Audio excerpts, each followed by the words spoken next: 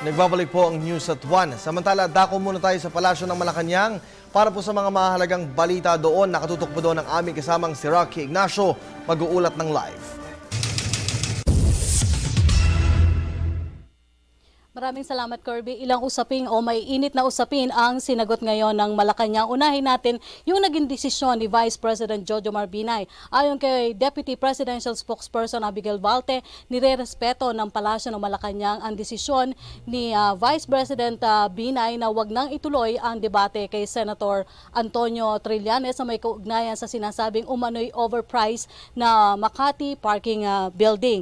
Ayon sa kanya, nirerespeto rin o pinauubaya nila ang magiging desisyon ni VP Binay kung anong venue nais nitong mailatag ang kanyang panig. Hindi naman po masabi ni Secretary ni Yusek Valte kung ano naman ang magiging impact na naging desisyon ni VP Binay sa Administrasyong Aquino, lalo na yung nalalapit na 2016 presidential elections. Ayon kay Yusek Valte, wala pa namang inaanunsyo si Pangulong Aquino na susuportahan sa nalalapit na halalan. Narito ang naging pahayag ni Yusek Valte. The Vice President has taken opportunities also to air his side of the issue via several other avenues. I understand that he's done radio interviews, he's done TV interviews as well, and he has talked also about his side of the story. I can't really say that we were looking forward to it. I was asked about it this morning, and if we intended to watch, and normally, yes, we do monitor current news events, press briefings, conferences, events that are of interest to the administration.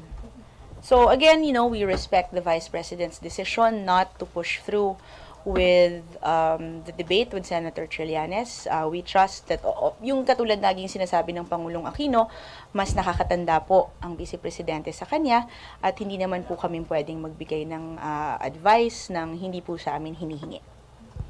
Samantala, kinumpirma rin ni Yusek Valte ang naging kautusan ni Pangulong Aquino kay Justice Secretary Laila De Lima na magsagawa ng investigasyon sa usapin ng vaccination na ipinatupad sa ilalim ni Health Secretary Enrique Ona.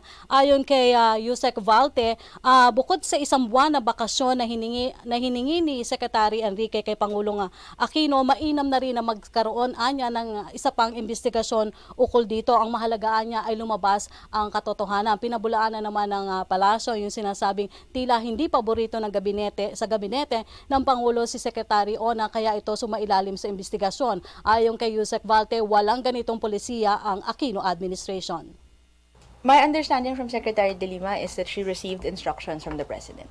Again, the President perhaps just wanted to shed more light on the incident, but that does not foreclose one avenue of the other. So again, he has asked for time to come up with the necessary answers within a span of 1 month. Let's allow him a fair shake at that. Samantala, sinabi pa rin ni Yusek Valte na on track ang paghahanda ng Pilipinas para sa 2015 APEC Summit na idaraos dito sa Pilipinas. Ayon sa kanya, maayos naman ang koordinasyon sa pagitan ng Pilipinas sa China para nga sa idaraos na APEC Summit dito sa susunod na taon. Samantala, sinabi pa rin ni Yusek Valte na asahan naman ang pagdating ni Pangulong Aquino sa Myanmar mamayang gabi para naman sa kanyang pagdalo sa ASEAN Summit pagkatapos ng APEC. At yan po ang ating pag-uulat mula dito sa Malacanang sa tulong ng RTVM. Ako po si Rocky Ignacio para sa Telebisyon ng Bayan. Maraming salamat sa iyo, Rocky.